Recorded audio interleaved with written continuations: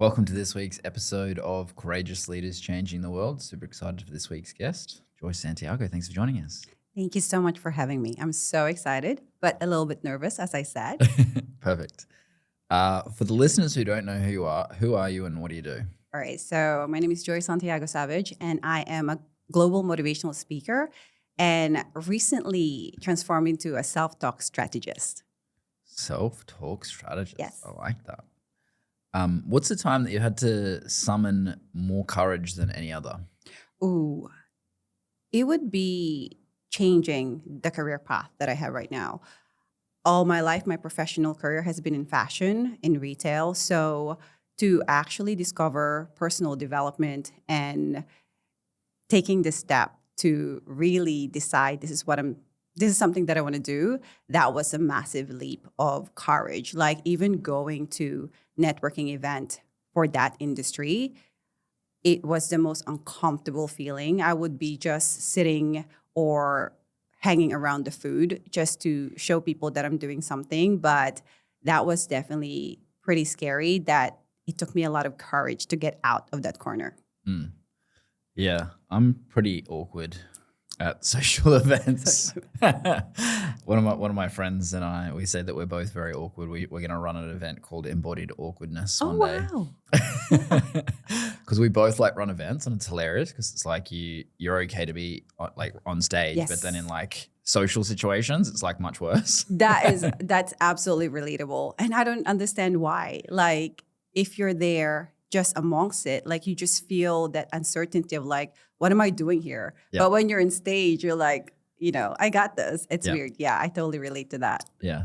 I realized recently that it's also the size of the group for me. So if I'm like I'm okay for like one-on-one, but then when it gets to like about 8 to probably like actually like more than 6 people, Yes. then I'm just much more quiet. But when it's a Yes. small group of people and it's like Yes. small conversations, because I was at this birthday recently, and then as people left throughout the night, then I started to engage more in the conversation. And I was like, oh, this is so interesting of how I do that. Because when I go to like my partner's family stuff, if everyone's there at the start, then I'm just like looking after our kids and stuff. But Right. then once it gets down to like the last 4 or 5, Yes. then I start talking to people and I'm like, oh, that is so weird. It's such an interesting dynamic of like how I interact and respond in that instance based on just the number of people that are there. No, I could totally relate. And it's weird because you feel like for me, I feel like I have so many things that I can talk about. But when I'm put in that situation, I almost just like to observe and just look around. And it is like, it's so uncomfortable because it's like, what do you say? Like Yeah. what conversation can lead me something? So I'm glad you said that because I can totally relate. Yeah.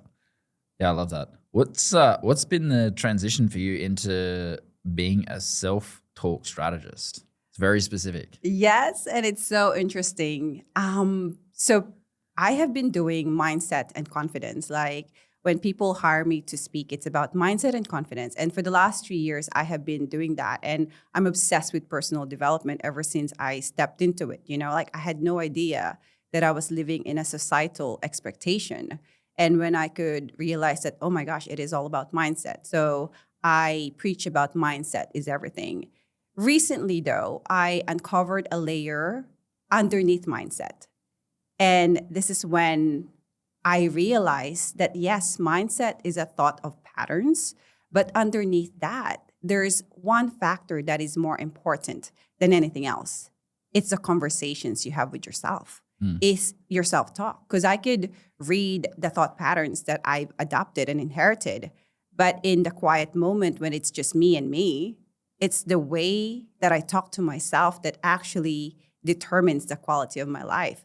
That's why I'm like, oh my gosh, mindset, confidence, yes, but uncover that layer lies self-talk. It's the conversation that we have that is actually more powerful than everything else. So it is just this year that I decided to step into becoming a self-talk strategist, which aligns so much. And I feel so happy about it. I love it. Yeah. It's definitely something that I kind of nerd out on. So I'm excited to have this conversation.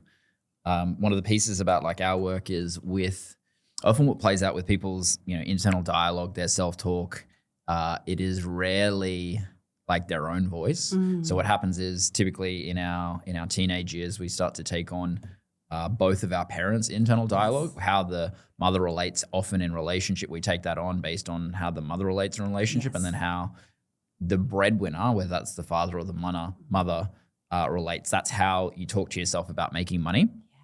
And it plays out in this dynamic which becomes so interesting because much of our self-talk is not necessarily ours. No. And it's this huge thing that opens us up to an entirely new level of possibility when you start to work on it, which is why I'm excited for this conversation. Yes. What are some of the core things that you work with people on with their self-talk? I attract overachiever women, but before they get to that plan and the purpose that they want to step into, there is a certain self-doubt that they have. And with my clients, it's amazing to attract the same clients that I have, and they have that. And you are right. It's the self-talk that is originated from the parents, the lack of parents, from their teachers, and beyond. So when we actually uncover whose dialogue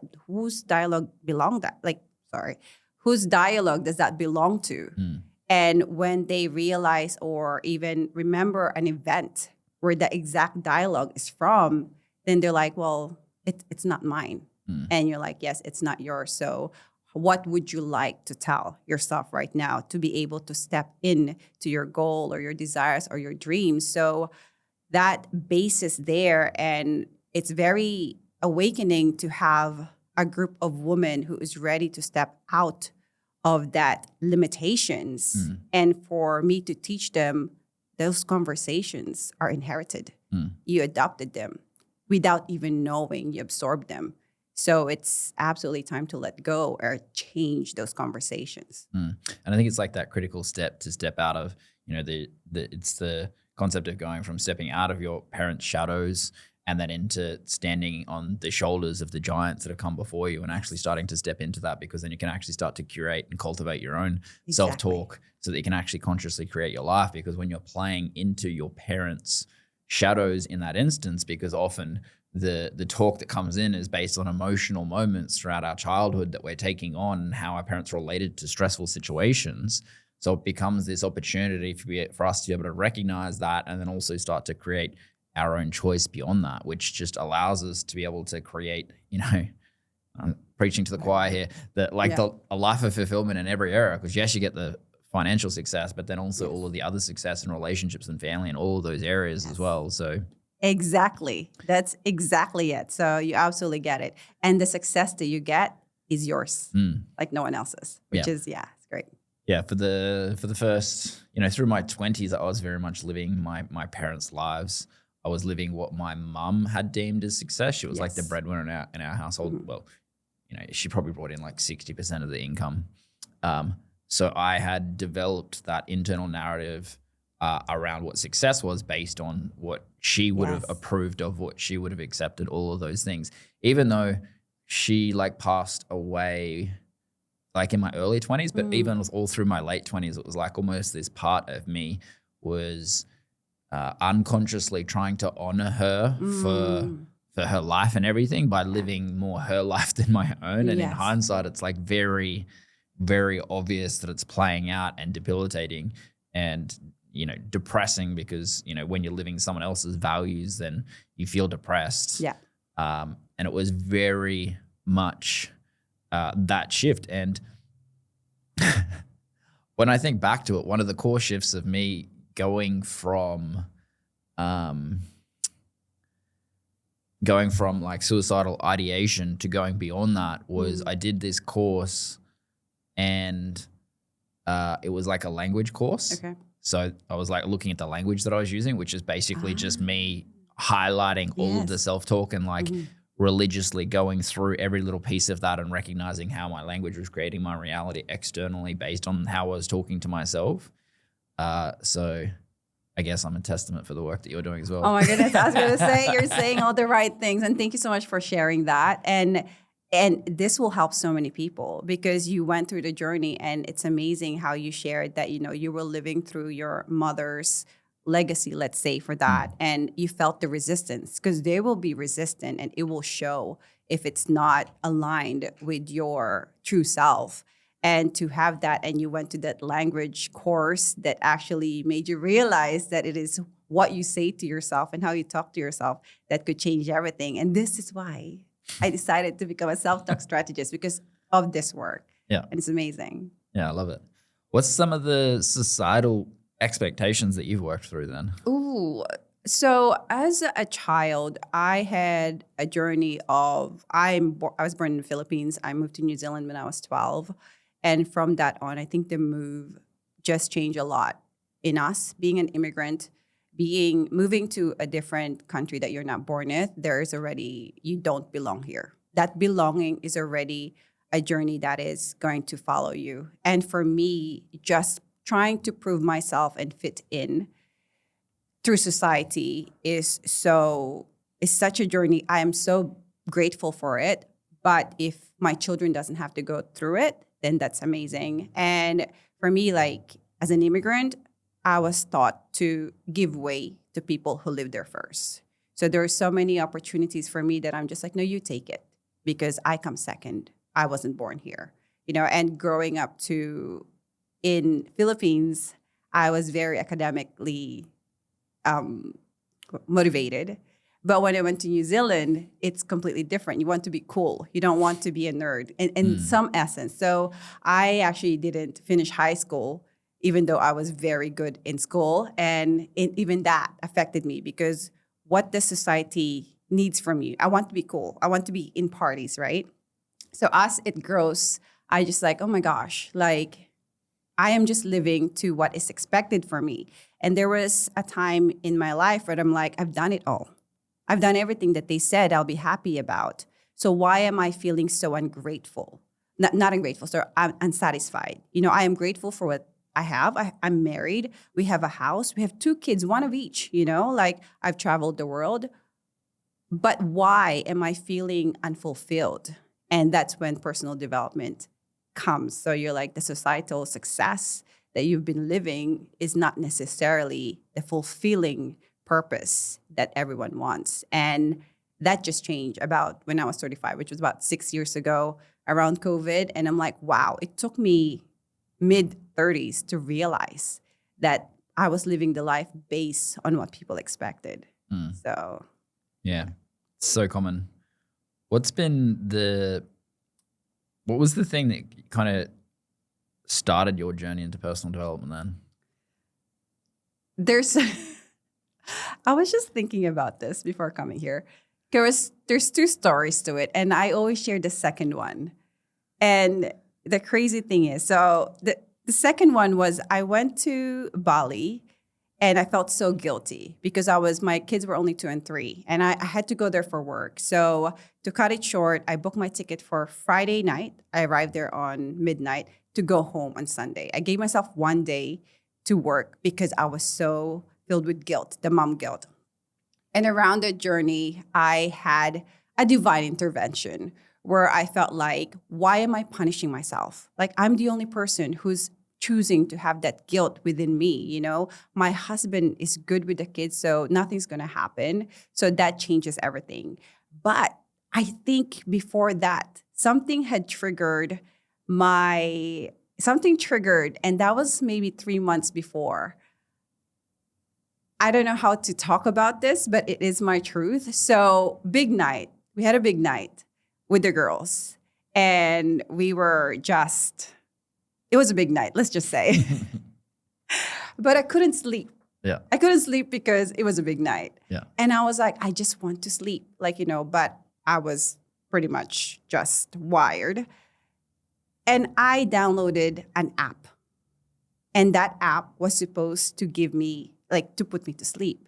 But that app, during a height of a moment that night, I remember there was a message from one of the gurus. I just wanted to sleep. But the guru was saying, your nails, you never ask it to grow, but it grows. And it gave me the message of like, wow, like this life is actually designed for growth.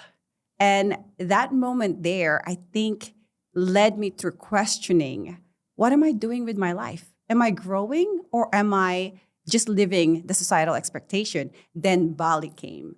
But I've never really shared this story, the first story, because that big girls' night is, if you know what I mean. It was a massive night that we don't want to share, but I think If it you led want to party era stories, I have lots. Yeah. It's like, you don't want this to get out because, the things that we were doing that night was things that you can't sleep. So I was like, I need to sleep. So that's it. So that was like, the date of my divine intervention was 1st of November, 2019. Yeah. Where I felt like, wow, the limitations I have was the ones that I've placed in myself. Yeah. Yes. Yeah, I love that. Yeah, I have many stories. Many stories. It's an adventure on its own. Yeah, I had my party era that was like Right? 18 to kind of 23 or something. It was just, I used to, there was a period where from like 12 years old to 22, I worked 2 jobs. So even in high school, I worked in a winery and I worked at McDonald's. So like if I couldn't get work here, then I'd be over here working. So I'm working 2 jobs. Right. And then when I turned 18, I worked in an office, and the office overlooked this bar that I worked in as well. So that meant that Thursday night I'd finish at the office at about 6, and then I'd go into the bar at 7 p.m. and then finish at 5 a.m. Oh my God. And then I'd go into the office on Friday morning and I'd have the late start. So I start at 10 a.m. and then I finish at 7 p.m. and then start at the bar and then do 5 a.m. again. That's crazy. So this was my party era. All of the money that I earned went straight into partying. So I used to work in bars so that I could like drink behind the bar and everything as well. Oh my so gosh. that was like, yeah. So yes. Fun times though. Like, I don't know if people still do that now, but when we partied, right? Like it was partying. Yeah. Great times. Yeah. It's so good. At the time, one of my girlfriend was like, "What are you doing with your life?" And I'm like, "I'm fucking living it, yo." And I look back now and I'm like, now I get what she was trying to tell me. Yeah. Awkward. It's good. It was good. Yeah.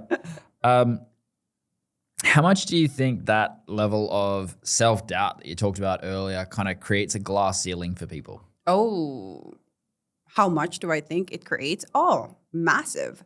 It's huge. That glass ceiling is there to be broken. That's why it's glass. It's not like permanent. And for me, watching everyone go through this block of they want to do something, and I've seen it in a lot of my clients, my community, they want to do something, but something is just holding them back. And that's self-doubt. And I never said I always say you can't get rid of self-doubt. It is there as a survival mechanism for us. But what you can do is manage it, be aware of it. And it takes training, doesn't it? And it takes help. You can do self-help as much as you can, but I definitely think that it needs another person for you to say, go. Like, just keep going. Like, I'm not giving up on you, because that self-doubt is probably the most powerful programming that we have within ourselves. But if we don't realize that we need support and help to actually go through it, then we will be just going on a cycle. Like, I want to do things, but you know what? I'm going to wait till it's perfect. And that thing, the perfectionism, that I carried it. I thought it was a strength, but really it's a procrastination wearing a mask, right? Like the perfectionism or any limitations that we have, the fear of judgment, the fear of embarrassment exists within us, and we can never get rid of it. It's part of our survival mode, but we can manage it. And that's what I like to tell people as my audience, as my client. If you manage your self-talk if you manage your mindset, but if you manage what you tell yourself, like say you can do it and then go forward, then everything changes. But yeah, it's a massive thing, that self-doubt, self-sabotage, it's that ceiling, but it's glass, so it's meant to be broken. Yeah, I love that. What are some red flag kind of statements or words that you see with your clients? Sorry is one. Sorry. Yes. It's a good one. So I teach them, do not say sorry. If I don't want to spend time with you, I won't spend time with you. And I think every time that they say sorry, it levels us down. Mm. Like it proves to us that we've done something wrong, but you use sorry like it's nothing. But in reality, that word itself affects your identity. Like you don't need to be sorry, you know.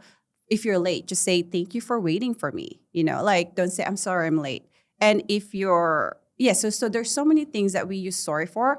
If you're really sorry, say I apologize and aim to be better of what you've just done that doesn't fulfill or doesn't really make the other person feel good. So sorry for me is a word that I say, try to use it when you only mean it. And if you mean it, say I apologize. Yeah. Yeah, I love that. It was interesting with our children always interesting reflections, and our son just started saying sorry a lot more all the time, and I'm like, when am I ever apologizing for things? Because I definitely learned that, you know, most people who are apologizing are living based on societal expectations so much, and I am very conscious of when I'm saying sorry, and he was just saying it like all day, every day. And I'm like, what is going on? Where is this coming from? And it's, you know, a lot of patterns that play out for people are very much just that societal collective thing of like, when you do this, you say sorry. When you do this, you say sorry. And we're conditioned into that based on society, based on what's appropriate. Yes. Even, you know, it's even like just like normal, people consider it manners, but it's not really manners. It's a mechanism to really create a diminishing of yourself in most instances, because I'm in the wrong, so I have to apologize. And it creates this energetic frequency of repression, suppression. Absolutely. Rather than it being the right manners-based thing to do. And I think there's a very subtle distinction that most people miss with that, because then they start to justify saying sorry for things when it's not really something that requires justification. Yes, absolutely. How do you deal with people that fall into justifying how much they say sorry then? So I explain to them that word is actually a low vibration word.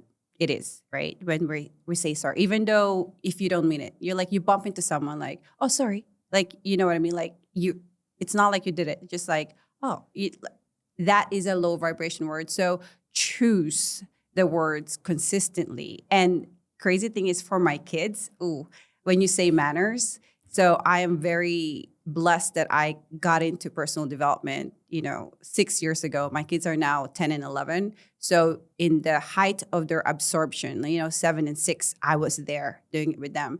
So I watch my kids, and societal, if you watch them, they could be seen rude because they would say what they have to say, and they will act how they are taught to act. And I have to stop myself to actually say, don't be rude, stop being rude. You got to do this for these people. I have to physically stop myself and just say, oh my gosh, that's just rude. But you know what? That's what I'm teaching them. To put yourself down in a way that you don't need to be accumulates. It compounds. And our main goal, me and my husband's goal, is like, we want them to be in the stage that, yes, self-doubt will exist, but they could manage it and know that opportunities are out here for them. So I know that removing sorry can sometimes be seen rude and no manners, but it's so interesting to watch it on the kids. So if I don't have to say sorry, I'll say thank you, or say something else. And if I do need to apologize, I will apologize with reasons and to actually have a solution, of what happened and doing that. But it's training, isn't it? It's definitely training. Yeah. What happens when people have that accumulation of that doubt over and over and over again? They're repetitively having that negative self-talk. What does that then create for them? Conformity, mediocre. And as sad as I realized this very early on in personal development, not everyone can have the same journey as we're having. There's a lot of people who has pile of self-doubt and they're content. And for me, that was a resistance. I was like, if they only know their potential, But I soon realized out of an audience of I'm speaking to, only 5% can understand my language. The 95% will just watch me, judge me, see me. When they go home, they'll forget about me. But there's just that 5% that would be encouraged to take the next step. So those people who has a compound self-doubt, I do believe that they will have their own journey at their own time. But it is quite resisting to watch people and you're like, oh, you can do so much more. Do it. But you know that their journey is not at that time. Yeah. Yeah, I totally get that. One of the pin posts that I have like on Instagram was, I became a bodybuilder because I was insecure and felt like I was not good enough and I didn't have the confidence and I wanted to get on stage and speak, but I'm like, I don't know what to say. So I'll just develop that level of commitment and confidence through the gym. And I love what Jimmy Carr says. It's like, you don't develop self-esteem from abs. You develop self-esteem from doing what is required to get the abs, because you're actually starting to develop that level of trust in yourself again and again and again and again, even when you doubt yourself so many times, and it develops that compounding effect over a period of time. Yes. That by the time that you've actually got to the abs, it's less about the abs and more about how you've actually started to evolve how you are and how you see yourself. Yes. And absolutely. that was like 100% my journey. I recognized when I was like 19 or something that I was like, I was going to be on stage. Wow. And that's amazing. That was like another 10 years or something before I did it, because I was like, I don't know what the fuck I'm going to say. I don't know how I'm going to run events and stuff like that. Yeah. At the time, I was like, I was working in bars so that people had to talk to me. I didn't have to talk to them. They would come up to me. Wow. And then I was like, oh, well, I'm going to become a PT. That way I have to talk to the people because I'm stuck with them for an hour. So it forced me to learn how to human more. Yes. And I remember I was working in this gym in Fortitude Valley in Brisbane, and every single day the task was like, you've got to go and get 3 names of people that you meet. And I just wouldn't do it. I just hide in the office. It's like, I don't want to talk to people. That's awkward. I'm awkward. So I was a long way away from what I knew was possible for me. And I was like, right, well, I've got to take some form of step towards it. And I definitely took the long path of like doing that like bodybuilding is ultimately just starving yourself for years on end, overtraining, destroying your health so that you get a plastic trophy. Plastic trophy. I don't have any trauma around that at all. So I went through that journey. I went through that journey, got all the trophies, and then recognized that I didn't want any of that. I really just wanted to use it as a stepping stone to getting on stage. Yes. And from that, I started to speak about nutrition and training, and that was my first start into that. And then it was like starting to run my own events and all of the pieces, and going through, going into mindset, and then going into leadership and flow and all of the pieces that I've gone through on that. And it was the perfect journey, but it was also like the longest, slowest path possible. Yeah. And I think I remember it reminds me of I can't remember what the name of the book is, but it talks about Albert Einstein. Yeah. He was like dumb in school basically. Yeah. But he went and worked in a patent office so that he's on the forefront of science. So he takes the long path, but over a period of time, it's just the path that is actually going to create all the success because he's at the forefront of all of those things because he keeps putting himself into those situations. Yes. And I think that's one of the things that I did really well with that was the willingness to keep going even when I had all of those doubts, even when I had all of the limitations, and even when I had the shifting of the circles as well, which is what I want to get to next. Because when you have that sense that you talked about earlier of like not belonging and you're changing circles, you have that more heightened, right? Because especially when you move location, you move to New Zealand, you don't know any of those people there. So you start to put on this act based on how you'll fit in there. And then, you come to Australia or come to the Gold Coast, you move. Anytime that you move, you start to acclimatize yourself to that environment and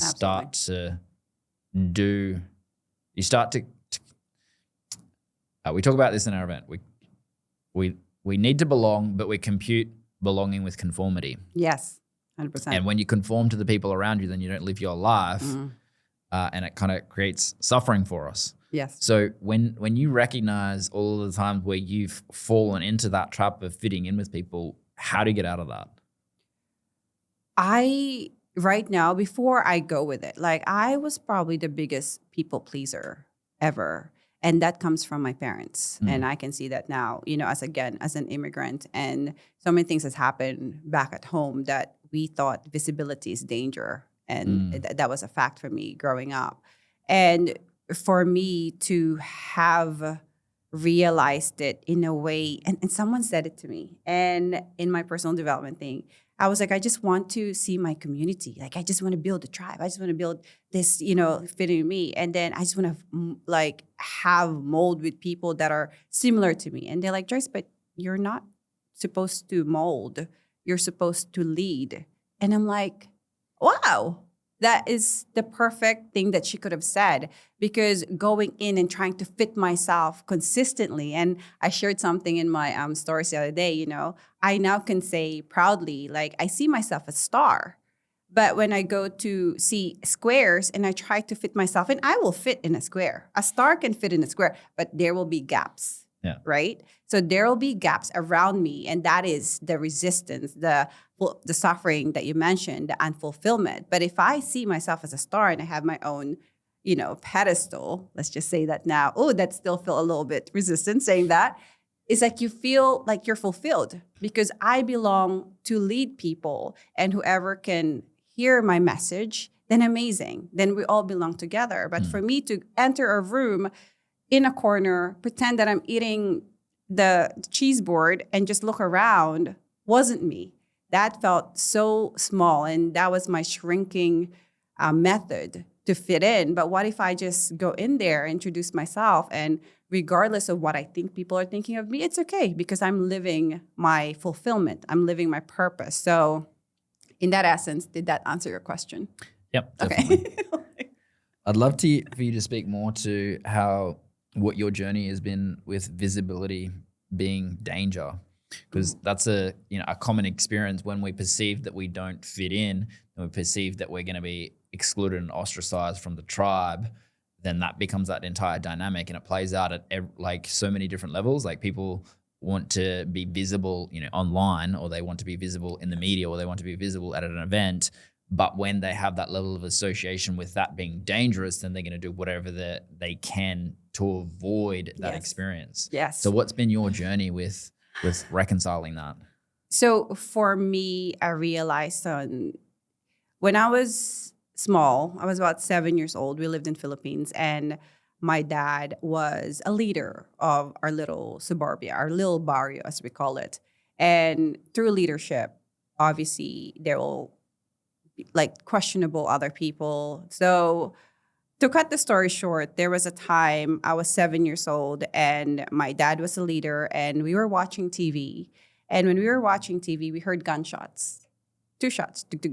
And we looked at my mom, and mom goes, don't worry, your dad's just practicing their guns with his bodyguards.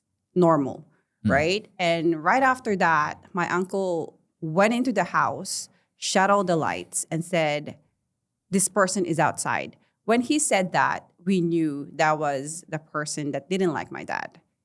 And so we all went down to our stomach. We crawled. The lights were off. We were crying, obviously, because we don't know what's about to happen. And we got to a safe place, which is in my parents' bedroom. My mom went out, and I could still hear her just calling my dad's name because we don't know what's happening. All we know, there was guns, and there was guns, and someone's hurt. And the next day, we found out self-defense. My dad has been shot. The other guy didn't survive. And that message there is very clear to us. Visibility can kill you. It can cause harm.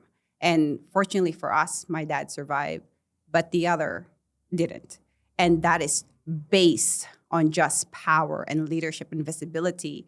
So I watch my entire family shrink to the most important ideology that we can now adapt is be nice to people, be liked by people. Do not stand out because it happened. This is real life, we experienced it. So every moment that we have as we grow, we try to retract. And that I didn't realize that until only 10 years ago. I am naturally, I believe that as an overachiever. My mind is that awkward mind that just needs solutions for everything. It just runs like that, right? Like I can get promoted in a job because my mind is just solution based. But when I do get promoted, I question it. You don't belong there. Like, and people are not gonna like you. And that's a constant. To the point of like, you know what, that happens. But can it happen again? In Australia? Maybe not. So that reality of like, is someone going to shoot you because they don't like you? Yeah.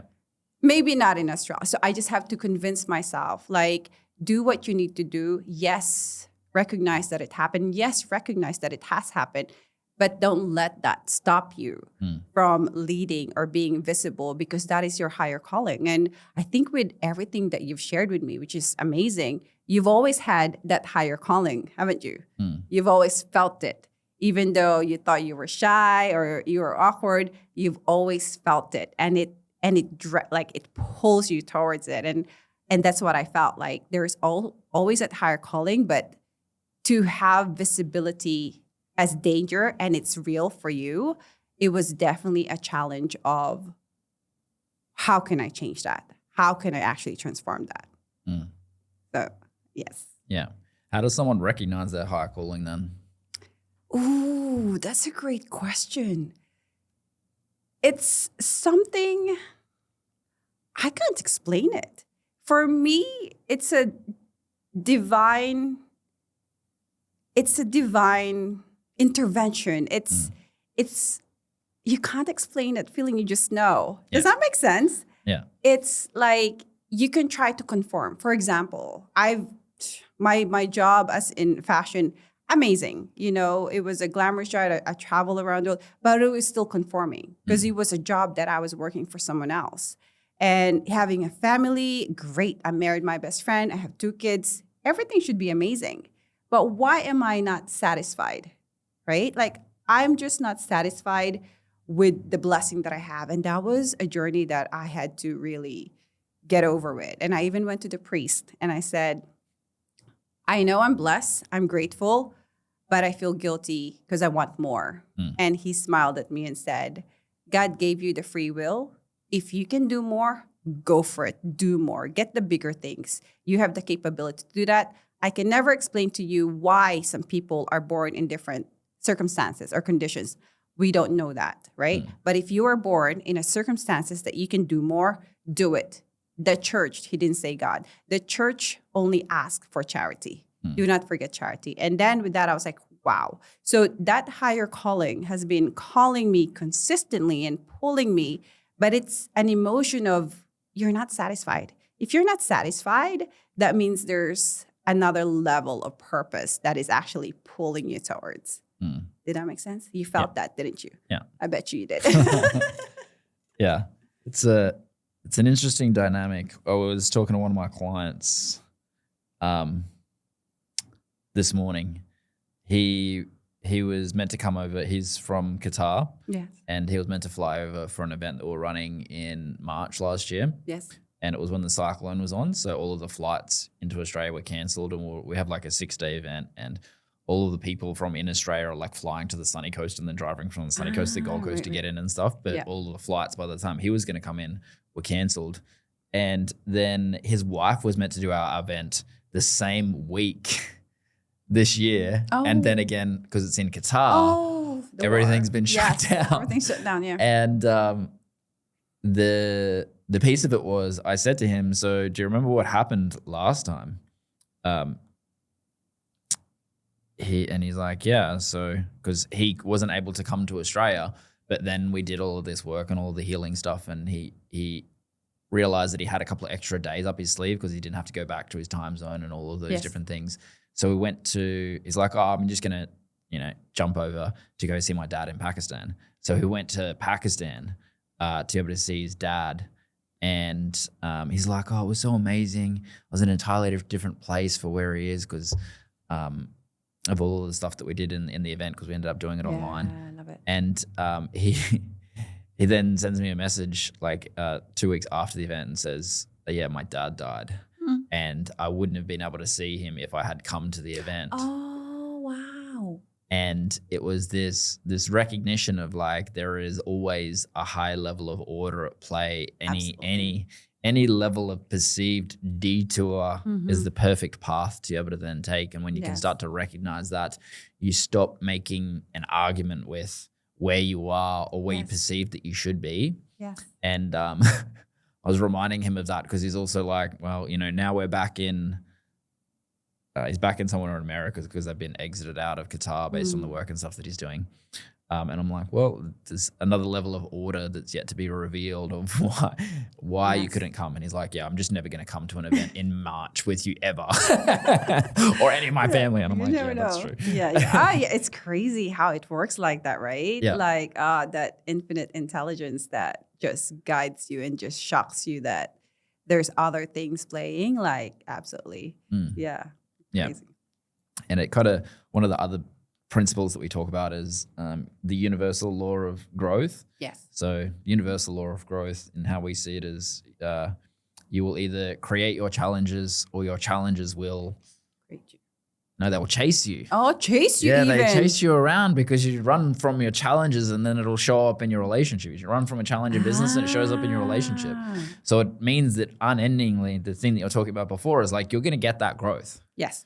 And if you're not getting that growth, then what happens? You feel dissatisfied. You feel like there has to be something more. Yes. And part of our humanity is that recognition for that capacity to hold the tension of being where we are and also where we want to be beyond that. Yes. And yes, there will be people that avoid that growth and then they stay the same and they stay complacent and that becomes the masses. But then the people who are the masters are the people that face off with their challenges.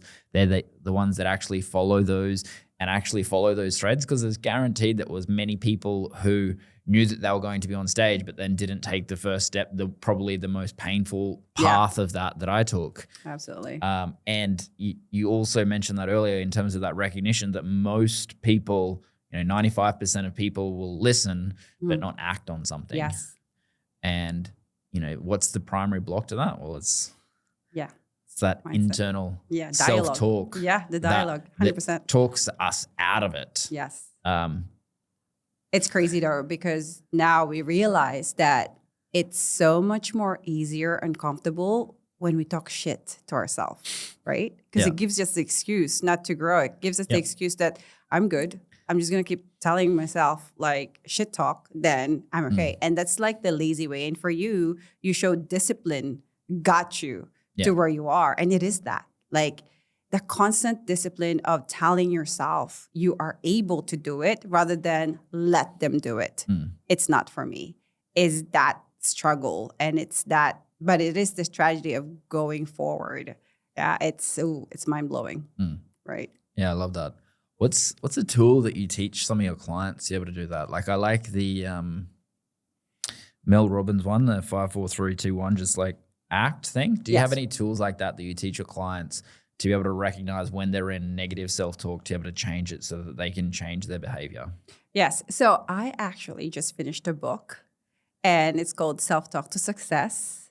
The way that it just came down was amazing, but I included the identity method. And the identity is spelled the T-Y I replaced with T-E-A. I'm massive on thoughts, emotions, actions. That's your identity. Your identity will change consistently. Do not get stuck into one. Like right now, I'm not a mother. My identity is a podcast guest talking to you. Motherhood is not my identity at the moment. And that's absolutely okay. So your current identity is your thoughts, emotions, and actions. And that is the self-talk that you say to yourself. So before I teach a lot to my audience that you have 90 seconds to change your thoughts before it becomes an emotions. And when it becomes an emotions, it will influence your actions. When you have an actions, it's your personality that becomes your personal reality. Dr. Joe Dispenza, by the way. So that was a very main goal for me, to really teach them that your identity right now can change consistently. Thoughts, emotions, actions, that is you. So I used to teach, spell something to break the negative habit. For me, it was love, L-O-V-E, love, L-O-V-E, love, L-O-V-E, love, until it changes within the 90 seconds. And I said, if you are in scarcity, spell money. if you spell it, like it will change your mindset right away. Money, and it will just change it completely. So now I went further. It's a little bit hard to spell, but my gosh, it will change your whole capacity of negative thinking. So you spell identity, IDENTITEA, and you repeat that. But the book explains to you what identity means. Like I stands for interrupt. You must interrupt negative thinking. The problem is a lot of us romanticize negative thinking. We like to think about the worst case scenario. We like to think about how that fight will unfold with our partner. We like to think about that, contradiction with our friends. We romanticize it. And if you romanticize it, you're choosing it, right? So if you interrupt every negative thought that you have within 90 seconds, right? You change it. You change your thoughts. You change your emotions. You change your actions. You actually choose who you become. So that is my identity method. There's more to it, but if you just spell it consistently, I guarantee you it will instantly change that negative thought pattern to something else. Yeah. Yeah, I love that power of that pattern interrupt in terms of getting yourself out of the looping thoughts and behaviors that come from that. And it kind of reminds me of the piece that you talked about with you're a podcast guest right now, and it's Todd Herman's work. It's what's he call it? He's basically you wear certain identities and then you wear certain hats at certain points in time. So when he's in coach mode, he wears glasses that he doesn't, that aren't prescription because it changes his identity based on the energy that he's in. Yes. And the psychological term from it is enclosed cognition. The clothes and things that you wear are associated with certain identities and energies. Yep. That's why, for a long time I'd be wearing my spiritual hat. And then when I'm podcasting, then I'm dressed how I normally dress, but also I've also got I saw in a podcast once with Stephen Bartlett why he doesn't wear shoes in his podcast. He's like, you're like fully, branded to all things, but you never wear shoes in your podcast. And he's like, I just feel grounded into it. And taken on that identity of my podcast identity is now without my hat, without my shoes. Yes. And being in that energetic frequency to be able to then instantaneously anchor into the possibility of that, because it creates an association between certain energy, certain thoughts, and certain self-talk as you're doing that, because you then almost draw on all of your experience that you have. Like as a podcast interviewer, every podcast like builds upon the last one, or as a guest, the same thing happens. And it allows you to be able to call upon all of your experience rather than fall into the doubt. Because in this kind of podcast, I only ask one question, which is like, "What's the courageous moment?" And then I have no idea where it's going to go, and it's always this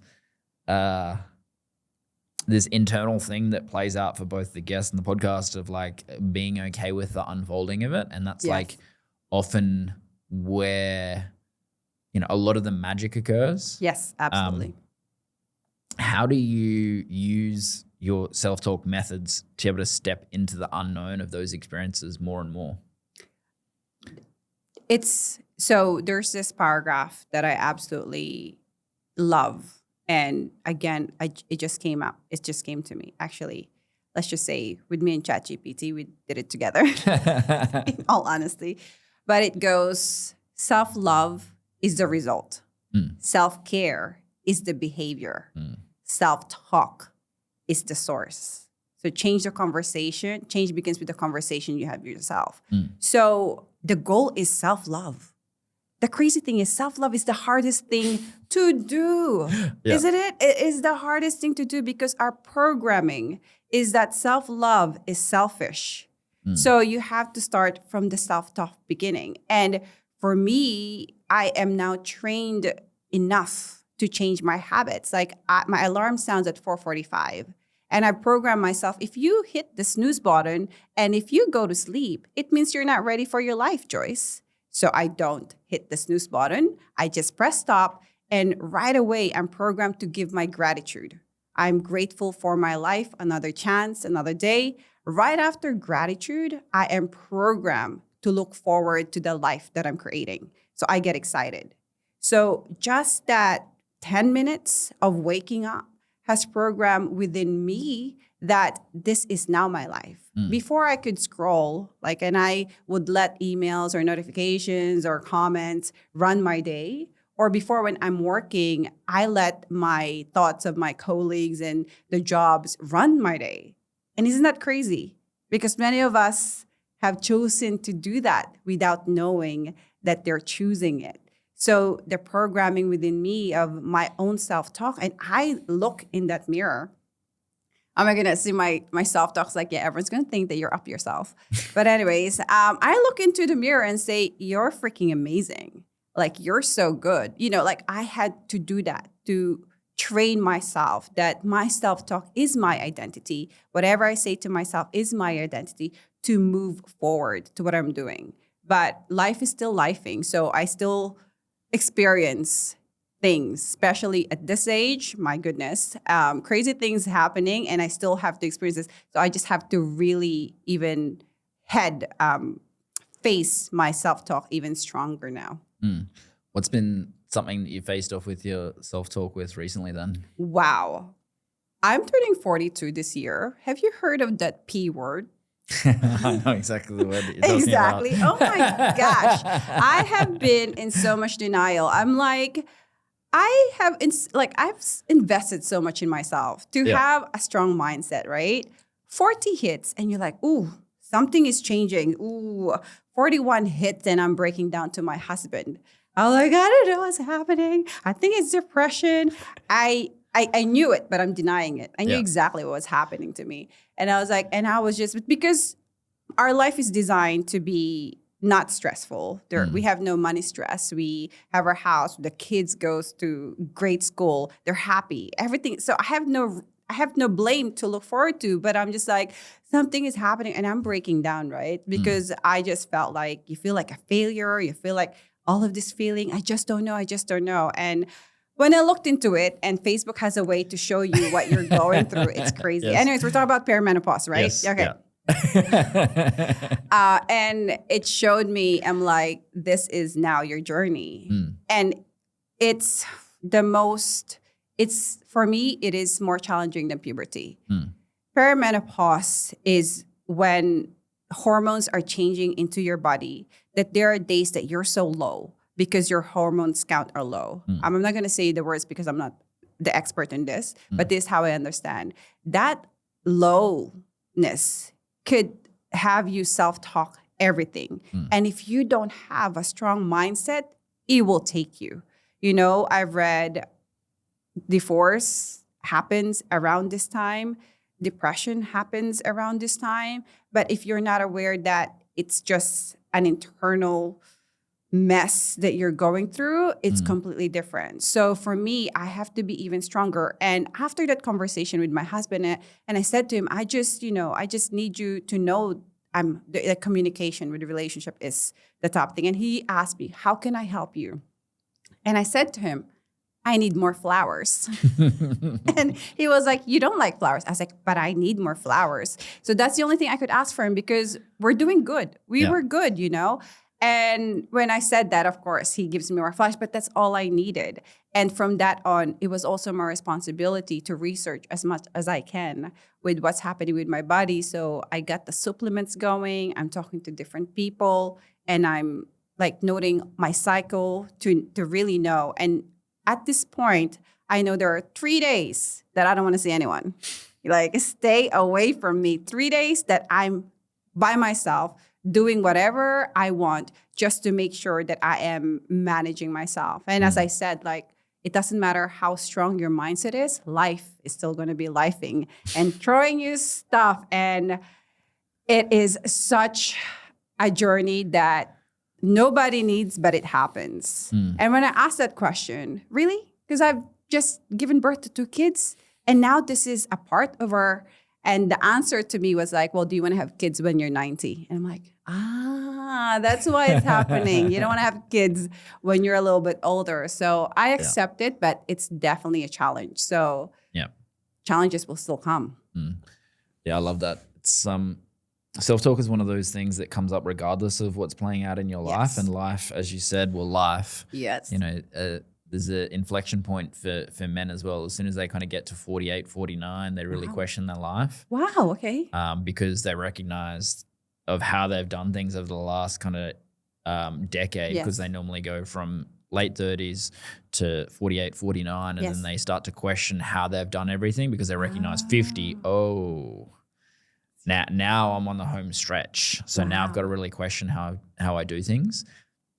And with both men and women, there's a lot of these very specific inflection points that have these hyper emotional experiences that people have, especially from, as soon as women get over 30 and they haven't had kids and they have that inflection point of not having kids, like our last guest was talking about their journey with that.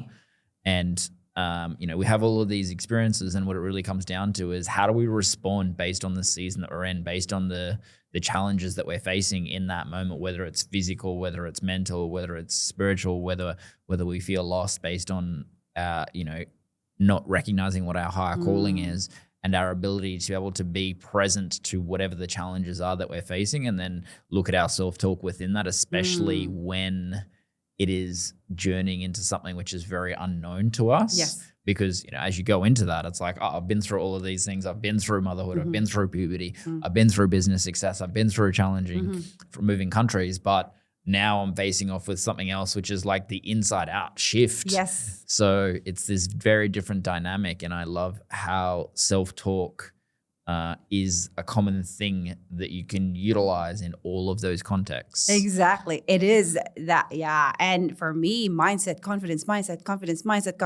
Confidence is where you are right now and then where you want to be. That gap is confidence. Like mindset is that. Like I've been talking about it so much that I hear myself talk and I'm like, there's something there that is below it. There's absolutely, thought patterns. We can change how you think.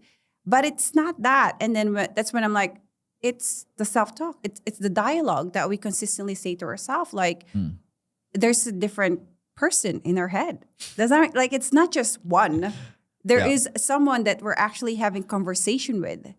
And when you realize that it's just not just the one person, but there's different identities that actually you're talking to consistently, and you're like, which one is going to win? Yeah. Like, which one do you choose to win? And you're like, that's it. That is the layer that I'm like, wow. And I've heard you talk before about when you feel that flow, when you feel that alignment, it just go. Like it's this blissful feeling that you just keep going and going.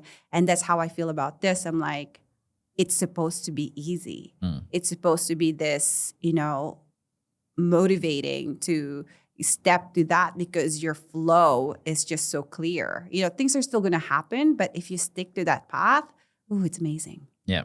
Amazing. Yeah, I love it. I think that's the perfect thing to wrap up on. What's the best way for people to find you? I'm usually on my Instagram, which is Joyce Santiago Savage. Epic. This has been fun. Thanks for joining us. Yes. Thank you so much.